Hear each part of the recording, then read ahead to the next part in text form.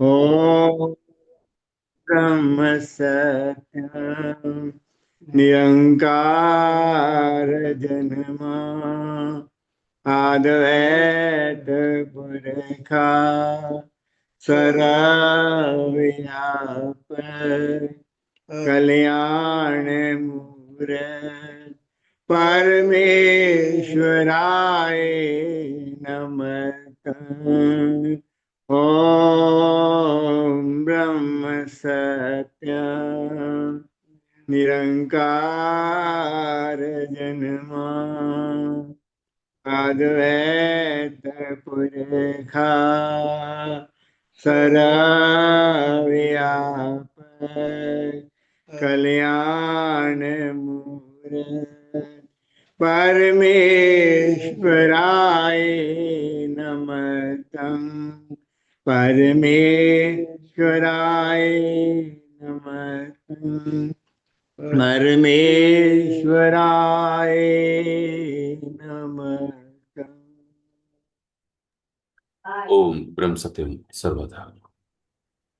सदगुरुदेव जी महाराज से हम सभी आदर भाव से निवेदन करें, प्रार्थना करें कि हे मेरे प्रभु, हे मेरे दीनानाथ, दीन दयालु, दया के सागर, हम पर कृपा करें। हम आपकी शरण में हैं, हम आपकी शरण में हैं।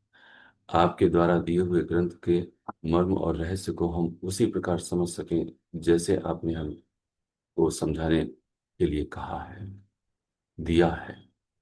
और समस्त रहस्यों को समझकर आपके ही शरण में, आपके ही चरणों में हम लीन हो जाएं। हम आपकी शरण में हैं, हम पर कृपा करें, हम पर कृपा करें, हम पर कृपा करें। ओम ब्रह्म सत्यम सर्वदा। ग्रंथ श्री समता विलास, 11वां उपदेश, मूर्ति पूजा का सिद्धांत, वचन नंबर 10, पेज नंबर 140। पीर, पैगंबर, गुरु, अवतार, सबका वजूद पांच तत्व का ही है। जैसे हर एक जीव की प्रकृति की बनावट है। सदगुरुदेव जी महाराज हम सभी को समझा रहे हैं कि जिन जिन पीर, अवतार, गुरु और पैगंबर जो इस धरा पर आए हैं, उन सबका जो वजूद है, अर्थात हम देह करके उनका नाम लेते हैं, और फोटोग्राफ और जो मूर्ति हम सभी के पास हैं, वह जिस वक्त थे देह में, उनका जो स्थूल आकार अर्थात इस जो प्रकृति थी, वह भी पांच तत्व की ही थी। जैसे हर एक जीव की प्रकृति की बनावट है। यानी कि जैसे पांच तत्व की प्रकृति मेरी है, यानी जीव की है, पृथ्वी, जल, अग्नि, वायु और आकाश, ठीक वैसे ही उनकी भी थी। वजूद में अर्थात स्थूल आकार में कोई भेद नहीं होता। यह हमारा भ्रम है कि उनकी बनावट कुछ दिव्य या अलौकिक होगी।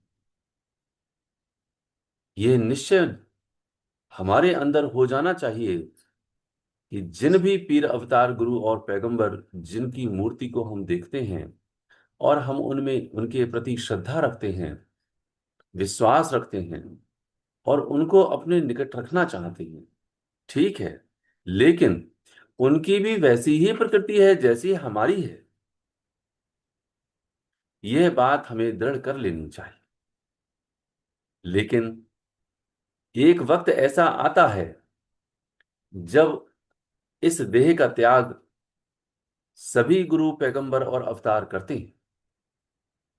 श्री महाराज जी भी अमृतसर में अपने देह का परित्याग करते हुए परिनिर्वाणता को प्राप्त हुए। राम भी हुए, कृष्ण भी हुए, मोहम्मद साहब भी हुए, नानक, कबीर, ईसा, मूसा, सभी हुए। लेकिन हमको ये यकीन क्या सही मायने में अपने अंदर दृढ़ता से है कि जिस प्रकार मेरे मेरी जो प्रकृति है, मेरा जो स्थूल देह है, वैसी ही उनकी भी थी, आज उनकी नहीं है। तो आगे क्या कह रहे हैं, इस बात को समझाने का क्या उद्देश्य है? वचन नंबर 11 में, पेज नंबर 140 पर समझा रहे हैं, सिर्फ उन सत्पुरुषों के अंदर जो ज्ञान शक्ति है, यानी आत्म स्थिति है, वह ही तेज पूजने योग्य है। यानी निष्कामता, निर्माणता, उदासीनता, निश्चलता आदि दिव्य गुण जो कि ईश्वर संबंधी हैं, वह ही पूजने योग्य हैं। फिर मूर्ति पूजा का सही खंडन, सही रूप से मंडन करते हुए, उनका खंडन ना करते हुए, बल्कि यह समझाने की कोशिश कर रहे हैं कि जब भी कोई सत्पुरुष की मूर्ति या फिर फोटोग्राफ आपके सम्मुख आवे, तो उनके अंदर जो ज्ञान शक्ति है, यानी आत्म स्थिति है, वो जो तेज है, वही पूजने योग्य है। तो वो तेज क्यों है,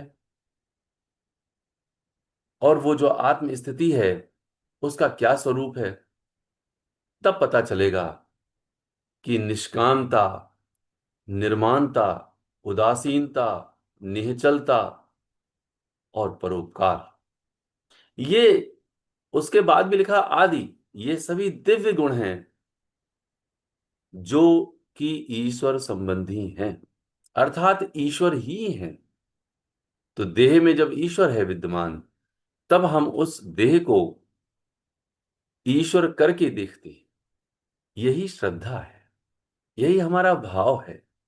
लेकिन केवल देह करके ही देखते रहें, उनके ज्ञान शक्ति और उनकी आत्म स्थिति और उनका जो तेज है उसको ना पूजें, उनके आदर्शों को ग्रहण ना करते हुए, उनके गुणकर्म और धर्म को ग्रहण ना करते हुए केवल उनके स्थूल देह की ही पूजा करते रहें, ये कहाँ की बुद्धिमानी है? इसलिए सही मूर्ति पूजा यह है कि जिस प्रकार गुरु, पीर, अवतार, नबी और पैगंबर के जो देह थी, वो देह वैसे ही पांच तत्व की मेरी भी है और सभी जीव की है। तो फिर उनमें जो हमारी श्रद्धा है वह क्या होनी चाहिए? उसके लिए कहते हैं कि जो ज्ञान शक्ति है, जो उनकी आत्म स्थिति है और जो उनका तेज है, वह पूजने योग्य है। क्या हमें मूर्ति को देख करके उनकी ज्ञान शक्ति और स्थिति का भान आने लगता है? यदि आता है तो बड़ी अच्छी बात है, और यदि नहीं आता है, उनके गुण धर्मों को और आदर्शों को ग्रहण ना करते हुए केवल उस मूर्ति के आगे मत्था टेक करके अपना कल्याण चाहते हैं, आरती, नमस्कार और चरणामृत से हम अपना कल्याण और अपने श्रेष्ठता समझते हैं, ये महज मूर्खता है। वो किस प्रकार से निष्काम हुए, वह किस प्रकार से निश्चल हुए, जो चंचलता की स्थिति है वह निश्चलता में आई, यह तेज, यह समस्त गुण जो ईश्वर संबंधी हैं, वह पूजने योग्य है। वह सब कुछ करते हुए भी उदासीन थे, वह सब कुछ करते हुए भी निर्माण थे, उनके अंदर कोई मान भाव नहीं था। तो ये जो ईश्वर संबंधी गुण हैं, यह तेज ही पूजने योग्य है, और यही धारण करने योग्य है, जिससे कि आगे क्या कह रहे हैं, क्योंकि हर एक वचन में एक एक धागा खोल करके हमें समझाने का यत्न कर रहे हैं, ताकि मूर्ति पूजा का सही स्वरूप हमको समझ में आ जावे और हम हर पल, हर क्षण, हर लम्हा केवल एक ईश्वर की उपासना करके ईश्वर भक्त हो जाएं और ईश्वर में ही समा जाएं। श्री महाराज जी हमें वचन नंबर 12 में इसी क्रम में समझा रहे हैं कि सत्पुरुष अपनी प्रकृति को जीतकर सत्पुरुष में स्थित सत स्वरूप में स्थित हुए हैं। सत्पुरुष अपनी प्रकृति को जीतकर सत स्वरूप में स्थित हुए हैं, यानी स्थूल विकार से मुक्त होकर निराकार स्वरूप में लीन हुए हैं। जब तक इस आदर्श को न धारण किया जावे, तब तक उनकी देह की पूजा करनी सख्त जहालत है, यानी मूर्खता है। यानी उन्होंने खुद अपनी देह का जीवन में ही त्याग किया है। उन्होंने अपनी देह का उन्होंने अपनी देह का जीवन में ही त्याग किया है। दूसरे उनकी देह को पूजकर क्या हासिल कर सकते हैं, यानी सब अकार्थ है। ये तीन काल सत्य है कि मैं जीव हूं, मैं देह नहीं हूं। ये पहले भी सत्य था, आज भी सत्य है और कल भी सत्य रहेगा। सत्पुरुष इस भाव में तीन काल रहते हैं और रह करके इस स्थूल देह को जीवन में जीव की जिंदगी के रहते रहते वह सत स्वरूप में स्थित हुए, समस्त गुणों को धारण करते हुए उस सत स्वरूप में लीन हो गए। और यही समस्त प्रक्रिया जिसको क्रिया करके कहते हैं और शास्त्र उसको लीला करके कहते हैं, वह लीला करते हुए हम सभी को यह समझा रहे हैं कि तुम भी कर सकते हो। तो वचन हमें समझा रहा है, हमारे महाराज जी हमको समझा रहे हैं कि ये जो सत्पुरुष जितने भी हम जिनको अपनी पूरी श्रद्धा से पूरे भाव से मानते हैं, वो अपनी प्रकृति को जीतकर सत्स्वरूप में स्थित हुए हैं। बारंबार कितना तप किया हमारे श्री महाराज जी ने, राम ने, कृष्ण ने, नानक ने, कबीर ने, ये सभी सत्पुरुषों ने, उनका जो जीवन है वह पूर्ण तपोमय रहा और प्रारब्ध को सहन किया। खुद कुछ ना बोले बल्कि सब कुछ सहन ही करते रहे और कहते रहे तेरा भाना मीठा लागे। हम थोड़ा सा भी कष्ट आ जाए तो हाय हाय करने लगते हैं। वह कष्ट मेरे ही पूर्व जन्म में किए हुए कर्मों का फल है, तो रोना किस बात का, तो हाय हाय किस बात की। इसलिए कहते हैं कि उन्होंने अपनी प्रकृति को जीतकर, अर्थात इस स्थूल देह में इस जो विकार हैं उनके अंदर आसक्त ना होकर के निरासक्त भाव से उनको कम किया और खत्म किया। कैसे? परमपिता परमेश्वर के नाम में स्थित होकर के, और वह परमात्मा में ही लीन हो गए। तो उन्होंने अपने जीवन में जब ये सब कुछ किया, तो अब सोचने की बात है कि उनके आदर्श को ना धारण करके उनकी देह की ही पूजा करनी मूर्खताई है या बुद्धिमानी है। तो फिर क्या कह रहे हैं कि यानी उन्होंने खुद अपनी देह का जीवन में ही त्याग किया है, दूसरे उनकी देह को पूजकर क्या हासिल कर सकते हैं, यानी सब अकार्थ है। क्यों अकार्थ है? क्योंकि मैं देह नहीं हूं यह दृढ़ करना था, मैं जीव हूं यह दृढ़ करना था, उनकी मूर्त को देख करके उनके आदर्शों को ग्रहण करके, और जो ईश्वर संबंधी गुण हैं उनमें हमें गर्क होना था, अर्थात लीन होना था। एक एक कदम चल करके, आज एक कदम चले, कल दूसरा कदम चले, परसों तीसरा कदम चले, हर एक गुण आदर्श को अपने अंदर जज्ब करना था। हम जज्ब तो नहीं कर रहे, केवल मूर्ति को देख करके, फोटो को देख करके बस उनकी श्रद्धा कर रखे, यदि हम उनकी ही पूजा कर रहे हैं, इससे क्या होगा? ये महज मूर्खता है, ये जहालत है। तो सही मूर्ति पूजा क्या है? सही मूर्ति पूजा फिर वही है कि क्या, कि उनके आदर्श को धारण करना, ये सही मूर्ति पूजा है।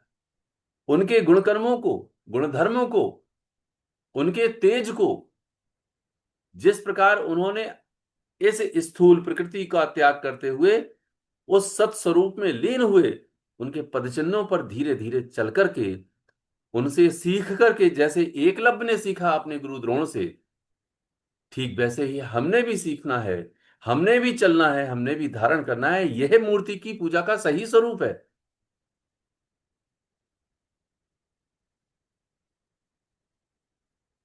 तो मेरी जो पूजा है, मेरी पूजा इस प्रकार से सर्वोत्तम हो जाएगी। हमारे अंदर यह भाव लगातार दृढ़ होता रहे कि हे मेरे प्रभु जो सामने हैं, भले ही चाहे वो स्थूल रूप में है, ये हे मेरे प्रभु आप हम पर कृपा करें। हे अंतर्यामी परमेश्वर, आप हम पर कृपा करें। अपने अवगुणों को देखें हम, दूसरों के गुणों को देखें हम, अपने अवगुणों को दूर करें हम, और दूसरों के गुणों को धारण करें हम, और एक नजर सिर्फ सत्पुरुष के गुणधर्म पर और उनके आदर्श पर ही होनी। जिसको दास बार बार कहता है, सावधानी हटी तो दुर्घटना घटी। जहां जिसकी नजर, जहां जिसकी आस्था, जहां जिसका विश्वास अपने गुरु से हटा, अर्थात उनके ज्ञान और मार्गदर्शन से हटा, वहां पर मेरी दुर्घटना अर्थात मैं पाप में चला जाऊंगा, यह तुझे तब समझ में आवेगा जब अंतर में गुरु प्रकट हो जाए। अभी तो गुरु को खिलौना समझ रखा है। जब गुरु अंतर में प्रकट होगा तो तेरा रोम रोम धन्यवाद देगा कि मैंने गुरु को समझा क्या था और गुरु निकला क्या। और रोना आएगा उस समय, क्योंकि गुरु हर पल हमारे साथ है। वो कह रहे हैं इनको अपने हृदय में देखें। तो ये जो ज्ञान है, जो बारंबार याद आता है हमें और आपको, यही ज्ञान हमारे लिए अंदर मंत्र में टिका देने के लिए जरूरी है। यही पूजने योग्य है, ना कि स्थूल आकार। क्योंकि हम तो खुद स्थूल में, जन्म जन्मांतर से स्थूलता में विचर रहे हैं और आवागमन में हम भटक रहे हैं। ये हमारी जो फांसी है गले की, ये आवागमन की, बार बार देह को प्राप्त करना और देह का त्याग करना, बार बार देह का प्राप्त करना, ये त्याग करना, ये आवागमन बार बार गर्भ में हमें कितना कष्ट देता है। ये तो जीव से पूछो, मुझसे पूछो। इस नरक से, इस दलदल से हे प्रभु निकाल लो। हम चाहे नर हो या नारी हो, लेकिन होश इसी जीवन में है, किसी और देह में नहीं है। इसलिए बारंबार प्रभु से प्रार्थना करें कि हे प्रभु मुझको ऐसी सोची दे दो, ऐसा विवेक दे दो, जिससे कि आपकी शरण को छोड़ करके हम कहीं ना जाएं। यह मेरा ज्ञान ही, यह आदर्श ही पूजने योग्य है, अन्यथा और कुछ भी नहीं है। क्यों नहीं है? वो कहते हैं साफ शब्दों में, उन्होंने खुद अपनी देह का जीवन में ही त्याग किया है, दूसरे उनकी देह को पूजकर क्या हासिल कर सकते हो, यानी सब अकार्थ है। जिन सत्पुरुषों के प्रति हमारी इतनी श्रद्धा भाव और विश्वास है, उन्होंने खुद वही कार्य किया कि अपनी देह के रहते रहते सत विवेक के द्वारा ईश्वरीय मार्ग पर लीन होने के वास्ते चले। तो हमने वैसे ही चलना है। इसलिए श्री महाराज जी वचन नंबर 13 में हम सभी को पुनः समझा रहे हैं कि सत्पुरुषों का ज्ञान स्वरूप पूजने योग है, ना कि महज स्थूल आकार। स्थूल आकार की परस्तिश यानी पूजा मुक्ति नहीं दे सकती जब तक उनके सही आदर्श को धारण ना किया जावे। तो जो भी भक्त मूर्ति के सम्मुख हैं और बारंबार आदर्श को ग्रहण कर रहे हैं वजाय स्थूल की पूजा की, उनकी पूजा सही है। और स्थूल आकार की ही पूजा कर रहे हैं बारंबार, श्री महाराज जी वहां खंडन कर रहे हैं कि आदर्श के बगैर मूर्ति की पूजा, उनके सत्स्वरूपों के आकार की पूजा महज मूर्खता है, जहालत है। वह मुक्ति नहीं दे सकती जब तक कि उनके सही आदर्श को धारण ना किया जाए। एक शब्द और प्रयोग किया, सही आदर्श। सही आदर्श का सीधा सा अर्थ है कि जैसे जैसे उन्होंने हिदायत दी है वैसे वैसे हमको चलना है, अपनी बुद्धि का प्रयोग नहीं करना है। क्योंकि हम होशियार हो जाते हैं, हम अपनी बुद्धि को अपनी गुरु की बुद्धि से भी कहीं तीव्र और तेज समझने लगते हैं। क्या वो त्रिकालदर्शी नहीं है हमारे गुरु? क्या वो नहीं जानते इस बात के लिए? उन्होंने हर घटना हमारे लिए घटाई है। याद रखें, सत्पुरुषों ने हर घटना हमारे लिए ही घटाई है। इसको कहते हैं सही आदर्श को धारण ना किया। यह है सही आदर्श। हम उस घटना को भूल करके अपनी मनमानी करने लगते हैं, यह जहालत है। अर्थात अपनी बुद्धि अपने गुरु से ज्यादा समझनी ही है। कैसी विचित्र बात है कि हम सदगुरुदेव महात्मा मंगत राम जी महाराज को गुरु स्वीकार करते हैं, तो उनकी हर आज्ञा का पालन स्वीकार करना ही श्रेष्ठ है, या अपनी बुद्धि उनके मार्गदर्शन से ऊपर उठ करके हमको चलाना ये श्रेष्ठता है? दूसरी बात, वो कहते हैं सही आदर्श का मतलब, हमारे गुरुदेव कहते हैं ये हर वशर को अपने से श्रेष्ठ समझते हैं। इसका मतलब है कि गुरु हमें हिदायत दे रहे हैं कि हम भी हर मनुष्य को अपने से श्रेष्ठ समझें। और हमारा यह हाल है, हम हर मनुष्य से अपने आप को श्रेष्ठ समझते हैं। यहां तक कि हम गुरु से भी अपने आप को श्रेष्ठ समझने लगते हैं। और इसका प्रमाण है कि जब भी गुरु की आज्ञा का उल्लंघन जो भी मनुष्य करता है, या यूं कहें जो भी शिष्य करता है, वह अपनी श्रेष्ठता का बखान कर रहा है, वह अपनी मनमानी कर रहा है। तो जरा विचार करने की बात है, हम गुरु के सही आदर्श को धारण कर रहे हैं या उनका खंडन कर रहे हैं? तो हम मूर्ति पूजा तक नहीं कर पाते। ये देखें आप, तो ये विचार करने की बात है। ये मूर्ति पूजा का तो सही स्वरूप यह है कि उनके आदर्शों को सही रूप में अपने अंदर धारण करना, यह है मूर्ति पूजा का सही सिद्धांत। और जो उनके आदर्शों को सही रूप में धारण ना करते हुए अपने जीवन में अपनी ही बुद्धि का प्रयोग कर रहे हैं, चाहे वो दान के सिद्धांत में हो, चाहे वो बैठने के सिद्धांत में हो, चाहे वो पूजा अर्थात सिमरन के सिद्धांत में हो, अपनी अपनी इच्छाओं को जो सिकोड़ने के में ना करके अपनी मनमानी करते हैं, वो हर नियमावली, आहार की शुद्धि, विचार की शुद्धि, लिबास की शुद्धि मनमाने तरीके से कर रहे हैं। जरा विचार करें, वो तो मूर्ति पूजा भी नहीं कर रहे, अर्थात अपने गुरु तक को नहीं मान रहे। गुरु को मानने का मतलब है गुरु की हर बात को अक्षरशः मानना। इसलिए दास के जहन में जो गुरुदेव समझाने की कोशिश कर रहे हैं कि जो सही लिखा है, इस सही का मतलब है आपकी बुद्धि वहां शून्य होनी चाहिए, हमारी सबकी शून्य हो। शिष्य की बुद्धि यदि चलेगी तो गुरु के मार्गदर्शन को वह कैसे अपनाएगा? उसे तो उस मार्गदर्शन में गर्क होना है, लीन होना है। इसलिए श्री महाराज जी कहते हैं सत्पुरुषों का ज्ञान स्वरूप पूजने योग्य है। तो ज्ञान को पूजने का अर्थ है कि उनके हर शब्द को मानना। तब तो ठीक है, वरना हम मूर्ति पूजक भी नहीं हैं, अर्थात उससे भी नीचे गिरे हुए हैं। ऐसी जीवन को, ऐसी जिंदगानी को जहालत है, लानत है कि हम मानते तो हैं गुरु को, हम सदगुरुदेव महात्मा मंगत राम जी महाराज को मानते हैं, या अन्य सत्पुरुष जो पूर्ण हुए उनको बहुत मानते हैं, लेकिन पूर्णता नहीं मानते। जब पूर्णता नहीं मानते तो पूर्णता उनको भी नहीं मानते। ये एक भुलावा है, मेरा एक दिखावा है, मेरा एक भ्रम है कि मैं गुरु को मानता।